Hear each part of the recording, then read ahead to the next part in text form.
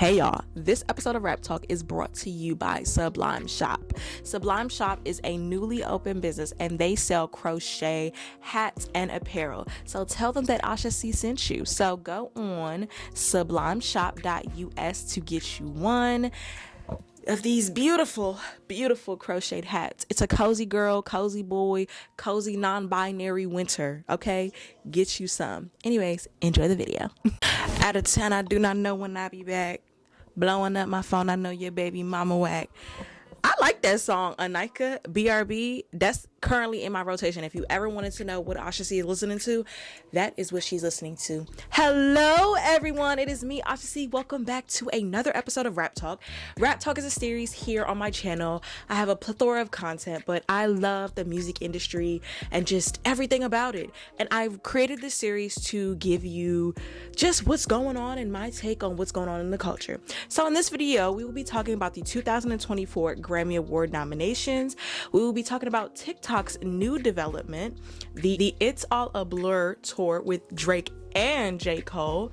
Next, we'll be talking about Nicki Minaj and her Vogue interview. And lastly, we'll be talking about Krishan, Blueface, Jade Alexis, and we may need to leave all of them in 2023. Let's get it.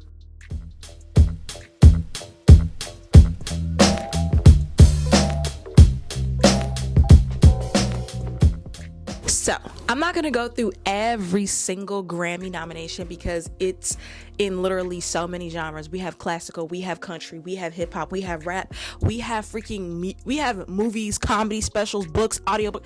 It's too much to go through.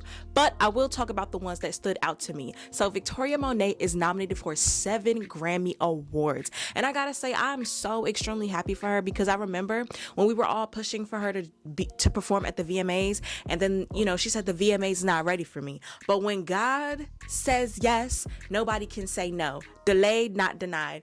She literally wasn't able to perform at the VMAs, but boom, nominated for 7 Grammys, and her daughter is nominated for Grammys as well. So I'm really happy because Victoria Monet has literally been on the come up. She has penned a lot of our favorite hits, specifically for, I believe, 7 Streeter, Ariana Grande, and so many others. Baby's resume is long, so I feel like this nomination was well deserved, and I'm really excited, and I hope she gets an opportunity to perform because I know if she performs On My Mama or something like that, the orchestra, the choreography, the brown Jaguar look,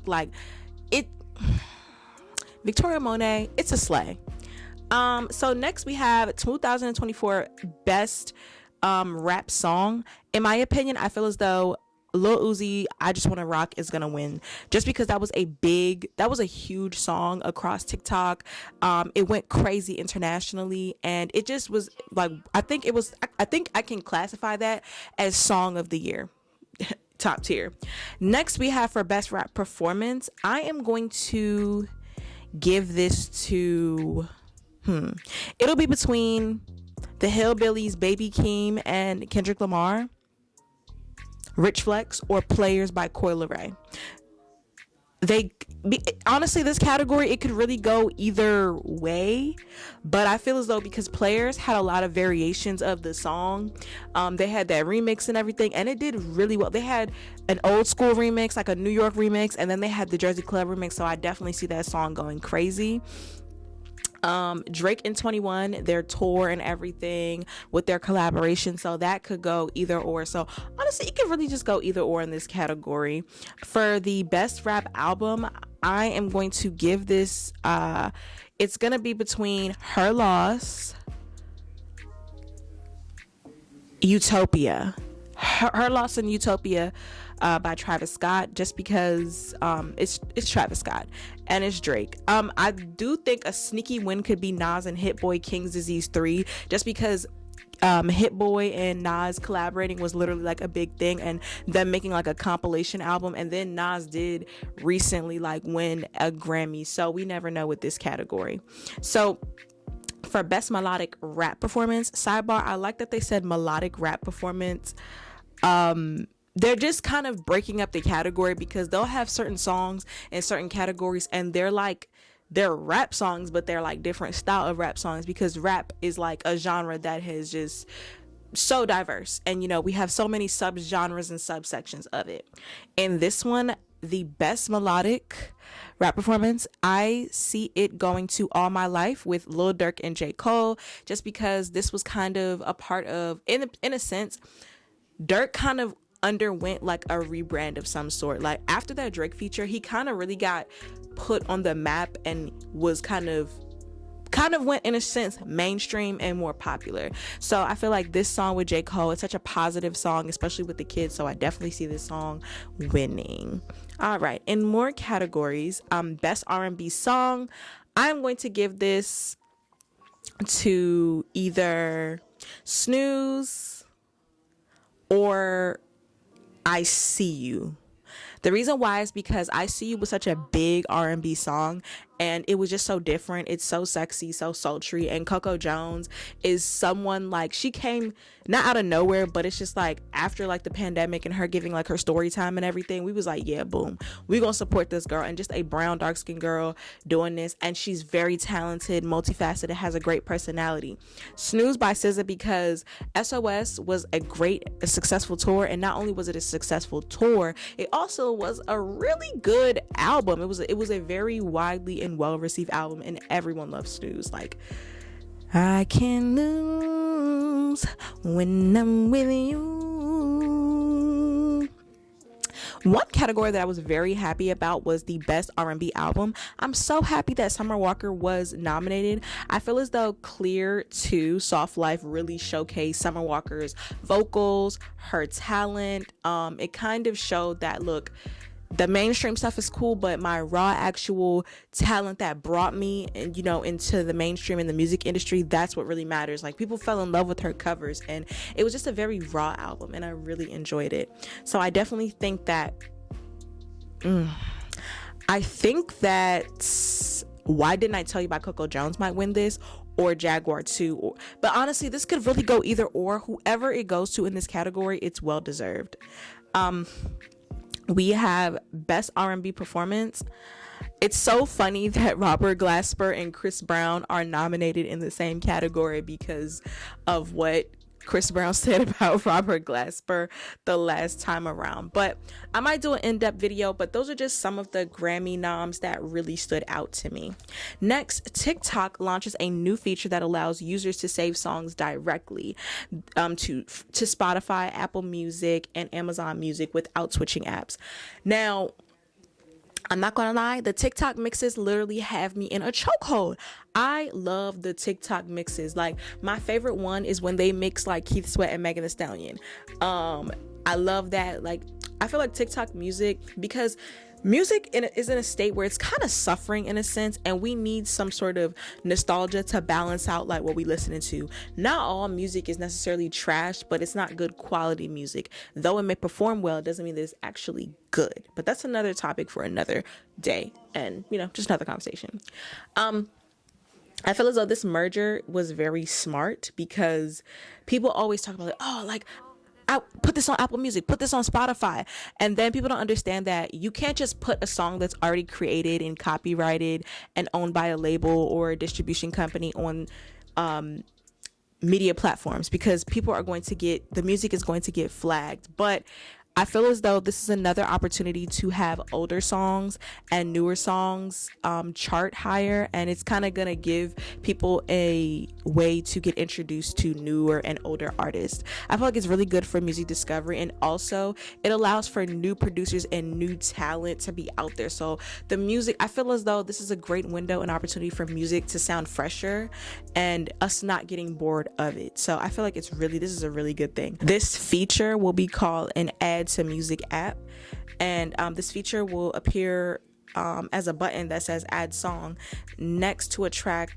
at the bottom of the TikTok video in the For You feed. So it allows users to save the songs to their streaming app. That's so freaking convenient, because I will never forget, it was a Kehlani and Girls Need Love remix, and I would go to like my favorites and listen to the TikTok, but it's just really not the same effect. So I'm so happy that TikTok listens to this. They are creating a great user experience. I don't care what you say.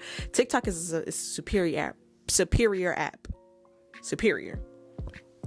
By the way, follow me on TikTok.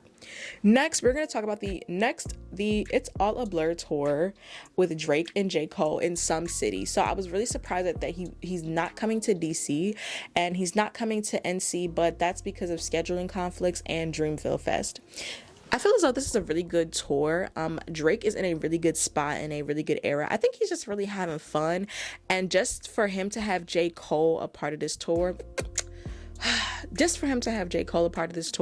really makes my Dat Piff, Spinrilla, teen crazed music lover girl inside of me really happy, because remember when In the Morning came out with Drake and J. Cole? Like, Drake and J. Cole was something. So I'm really excited to see how they perform on tour. I know that this is going to be a very successful tour, so tickets do go out this, they go out this Friday. And also the lineup for Rolling Loud California, which is in March. Nicki Minaj, Uzi are both headliners. You have a really good lineup. I feel like this LA lineup for Rolling Loud is really good, because I feel like they kind of get redundant when they're putting like Travis Scott and whoever. Like, I feel like, give others a chance to shine. And I feel as though Nicki Minaj is going to bring the people in.